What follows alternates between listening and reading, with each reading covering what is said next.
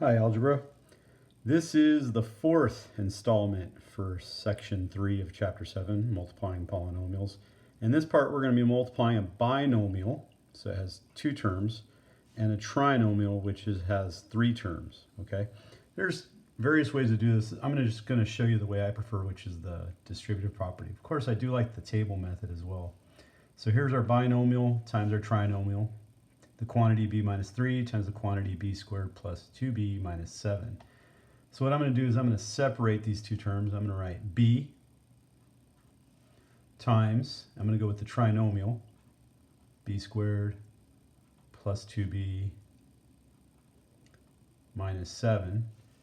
Then negative 3, or minus 3, times the same quantity, b squared plus 2b minus 7. And then we just start multiplying. But pay attention that this product is going to be separate from this product when we stack them. B times b squared is b cubed. B times 2b is 2b squared. And then b times negative 7 is negative 7b. Now, negative 3 times b squared is negative 3b squared.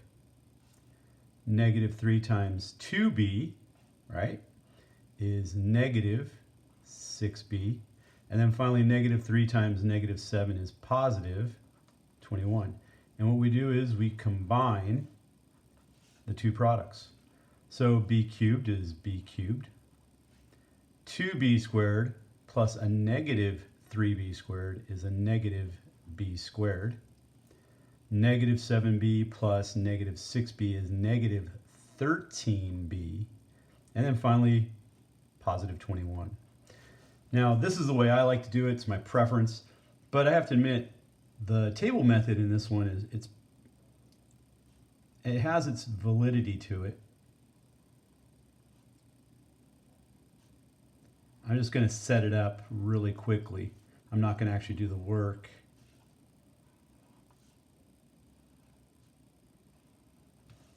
So it's a binomial times a trinomial.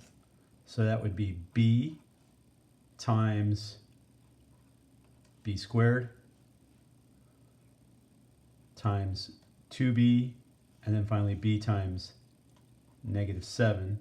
And then this would be negative 3 times that, negative 3 times that, negative 3 times that. And actually, you know what? I've changed my mind. I'm going to go ahead and do the whole thing. That's b cubed. Right? B times b squared is b cubed. B times 2b is 2b squared. And b times negative 7 is negative 7b. You'll see that these three products match these three products.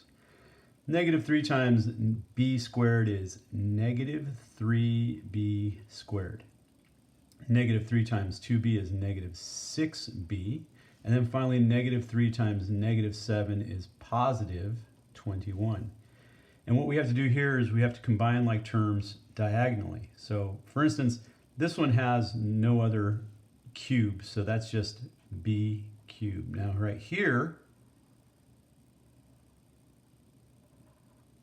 we have a negative 3b squared plus a 2b squared, which is negative b squared. Then right here, we have negative 6b and negative 7b, which is negative 13b. And then finally, we have the positive 21. So the table method takes more time, but I do like the organization behind it, but I usually will defer to the distributive property.